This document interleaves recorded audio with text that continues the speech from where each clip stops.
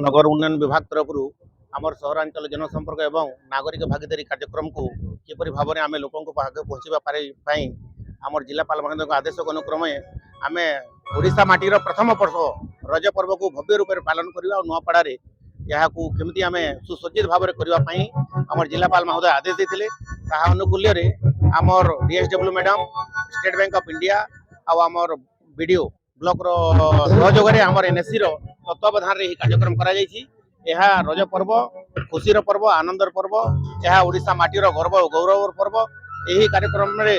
सुसज्जित भाव में समस्त एनएससी जनसाधारण खुशीर कामना करी मु समस्त को